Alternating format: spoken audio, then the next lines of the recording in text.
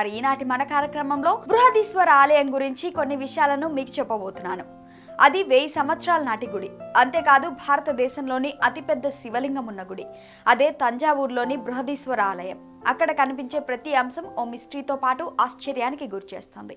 ఎక్కడా సిమెంట్ అన్న మాటకు తావు లేకుండా, ఉక్కు అన్న పదం లేకుండా కట్టిన ఈ గుడిని చూస్తే ఆనాటి టెక్నాలజీ ఇంత అద్భుతంగా ఉందా అని అనిపిస్తుంది. ఆశ్చర్యంతో పాటు ఆసక్తి రేపుతున్న ఆ గుడి గురించి కొన్ని మిస్టరీ వింతలు. 13 అంతస్తులు కలిగిన ఏకైక పురాణ క్షేత్రం, దాదాపు 1000 సంవత్సరాల క్రితం కట్టిన గుడి.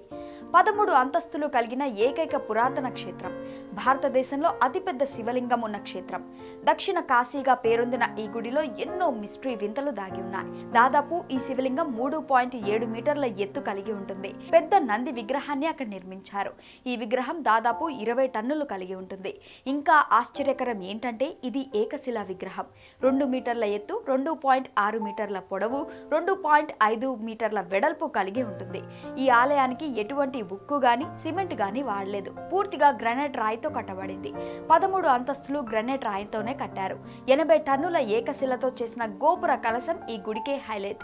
13 అంతస్తుల పైన ఎటువంటి వాలు లేకుండా నిలబడ్డం అనేది ఇప్పటికీ అందరినీ ఆశ్చర్యంలో ముంచెత్తుతుంది.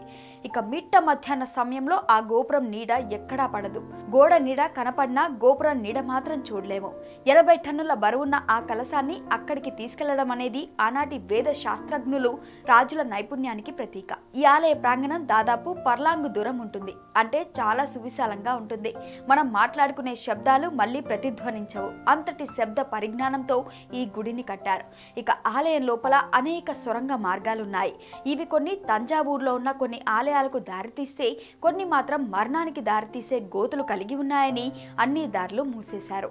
అయితే ఇప్పటి టెక్నాలజీకి అంతుపట్టిన విషయం ఏంటంటే, ఈ గుడికి చుట్టూ ఉన్న రాతి తోరణాలలో 6 మీటర్ల కన్నా తక్కువ సైజులో వంపుతో కూడిన రంధ్రాలు కనిపించడం. అవి అలా ఎందుకు పెట్టారు? ఇప్పటికీ మిస్టరీనే. ఈ ఆలయం ప్రపంచ వారసత్వ జాబితాల్లో చేరింది. 1000 సంవత్సరాల గుడులు దాదాపు పాడుబడిన స్థితిలో ఉంటాయి. అయితే ఈ గుడి మాత్రం అత్యద్భుతంగా కొత్తగా నిర్మించినట్లు ఇప్పటికీ కనిపిస్తూ ఉంటుంది.